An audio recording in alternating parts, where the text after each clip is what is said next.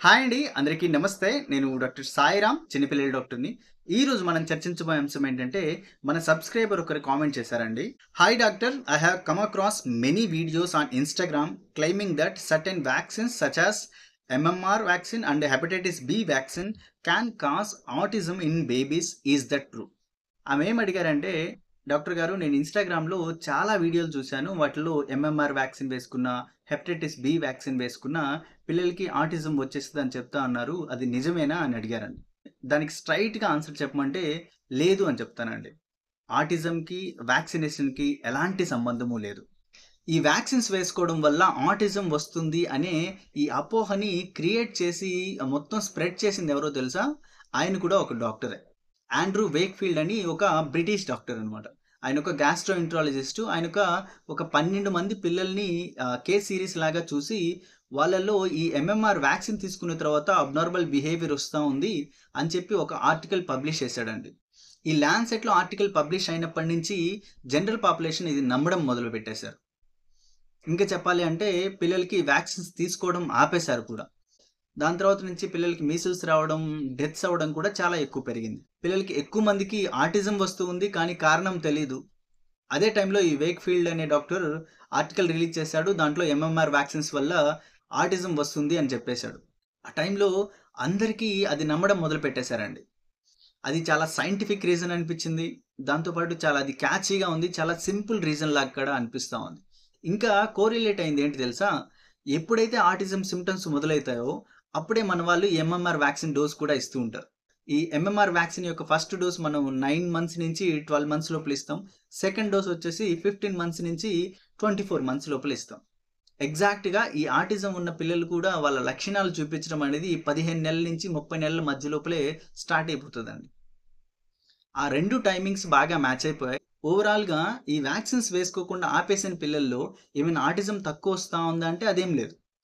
వీళ్ళలోనూ same అదే వస్తా ఉంది. వ్యాక్సిన్స్ వేపిచ్చుకున్న పిల్లల్లో కూడా సేమ్ ఈక్వల్‌గానే ఉన్నాయన్నమాట రేట్స్. అలా ఒక 2, 3 సంవత్సరాలు గడిచిన తర్వాత ఒక ఇన్వెస్టిగేషన్ రిపోర్టర్ ఉన్నారండి. ఆయన బ్రైన్ డీర్ అని. అసలు ఈ రీసెర్చ్ స్టడీ ఎంత ఎఫిషియంట్ అని చెప్పి ఆ రీసెర్చ్ స్టడీ పైన ఇన్వెస్టిగేట్ చేశాడు. ఆ ఇన్వెస్టిగేషన్స్‌లో ఆయనకి తేలిందంటే, ఆయన చాలా మిస్‌కండక్ట్ చేశాడు. కాన్‌ఫ్లిక్ట్ ఆఫ్ ఇంట్రెస్ట్ చాలా ఉన్నాయి.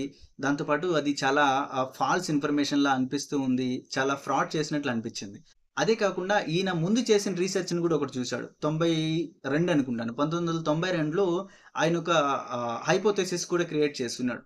ఈ మీసిల్స్ వైరస్ వల్లనే క్రాన్స్ డిసీజ్ వస్తదని కూడా చెప్పున్నాడు. దాని తర్వాత మిగతా డాక్టర్లందరూ అది తప్పు అని చెప్పి మల్టిపుల్ ఆర్టికల్స్ రిలీజ్ చేస్తున్నారు. దానివల్ల సమాజానికి పెద్ద నష్టమేం జరగలేదు కానీ, ఇప్పుడు తప్పుగా చెప్పిన ఇన్ఫర్మేషన్ వల్ల జరగాల్సిన డ్యామేజ్ మొత్తం జరిగిపోయింది. ఎవరికైతే మిస్‌ఇన్ఫర్మేషన్ తెలియకూడదో, ఎవరినైతే మనం భయపెట్టకూడదో, ఎవరి బ్రెయిన్స్‌లో అయితే మనం ఒక గిలి లాంటిది పెట్టకూడదో, అది ఆయన ఆర్టికల్‌తో పెట్టేశాడు. ఈవెన్ ఇప్పటికి కూడా చాలా ఎక్కువ శాతం మంది తల్లిదండ్రులు వాళ్ళ పిల్లలకి వ్యాక్సిన్స్ వేయించము అని చెప్పి అలానే పట్టి కూర్చో ఉంటారనమాట. మొత్తానికి ఈయన ఆర్టికల్ చాలా తప్పు అని చెప్పి ఇన్వెస్టిగేటివ్ ఆఫీసర్‌కి తెలిసిన తర్వాత ఆయన వెళ్లి పబ్లిషర్ అయినటువంటి ల్యాన్సెట్ వాళ్ళకి, దాంతో పాటు మెడికల్ కౌన్సిల్ వాళ్ళకి కూడా రిపోర్ట్ చేశాడండి. వాళ్ళందరూ ఒక కమిటీ ఏసి పబ్లిష్ చేసిన ఆర్టికల్ ఎంతవరకు కరెక్టో లేదో అని చూసారు. ఓవరాల్‌గా తేలిందంటే అది తప్పనే తెలిసింది. అండ్ ఈ ల్యాన్సెట్ వాళ్ళు దాన్ని రిట్రాక్ట్ చేసుకున్నారు. దాంతో పాటు ఈ మెడికల్ కౌన్సిల్ వాళ్ళు ఆయన పైన డిసిప్లినరీ యాక్షన్ కూడా తీసుకున్నారు. ఎంత ఆర్టికల్ వెనక్కి తీసుకున్నా, దాంతో పాటు ఎంత వీళ్ళు డిసిప్లినరీ యాక్షన్ తీసుకున్నా సరే, సమాజానికి జరగాల్సిన డ్యామేజ్ అయితే జరిగిపోయింది. ఏది మిస్‌ఇన్ఫర్మేషన్ రాకూడదు. అది ఆల్రెడీ వచ్చేసింది. అది మొత్తం స్ప్రెడ్ కూడా అయిపోయింది.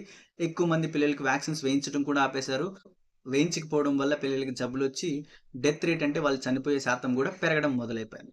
ఓవరాల్‌గా చెప్పాలి అంటే, నిజం స్ప్రెడ్ అవ్వడానికి చాలా టైం పట్టొచ్చు గానీ, తప్పు మాత్రం చాలా తొందరగా స్ప్రెడ్ అయిపోతది. అది కూడా చాలా క్యాచీగా ఉంది. సైంటిఫిక్ రీజన్‌లా ఉంది కాబట్టి, చాలా తొందరగా స్ప్రెడ్ అయిపోయింది. ఆ చిన్న మిస్‌ఇన్ఫర్మేషన్ వల్ల చాలామంది వాళ్ళ పిల్లలకి వ్యాక్సిన్స్ వేయకుండా ఇప్పుడు కూడా అలానే ఆలోచిస్తూ ఉన్నారు. ఈవెన్ మన సబ్‌స్క్రైబర్ కూడా అలాంటి వీడియోస్ చూసి డౌటొచ్చే కామెంట్ చేసుంటారు.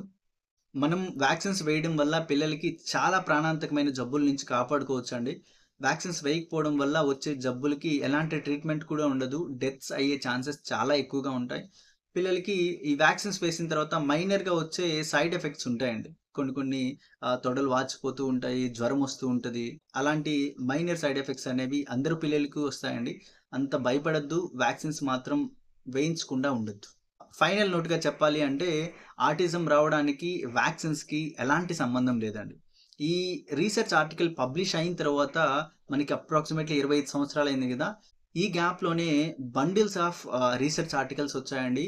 ఎలాంటి రిలేషన్ లేదు అని చెప్పడానికి. అయినా సరే ఈ మిస్‌ఇన్ఫర్మేషన్ మాత్రం ఇలానే స్ప్రెడ్ అయిపోతూ ఉంది. ఇంకా చెప్పాలి అంటే ఈ సోషల్ మీడియా వల్ల ఇంకా స్ప్రెడ్ అయితూ ఉందండి. దాన్ని నేను ఒక మిత్ లాగా చెప్తాను. ఐ హోప్ ఈ వీడియోలో మీకు యూజ్‌ఫుల్ ఇన్ఫర్మేషన్ అందింది అని నేను అనుకుంటున్నాను. అలా అనిపిస్తుందంటే నా వీడియోని లైక్ చేయండి. నా ఛానెల్‌ని సబ్స్క్రైబ్ చేసుకోండి. వీలైతే మీ ఫ్రెండ్స్‌తోనూ, ఫ్యామిలీతోనూ షేర్ చేసుకోండి. Thank you.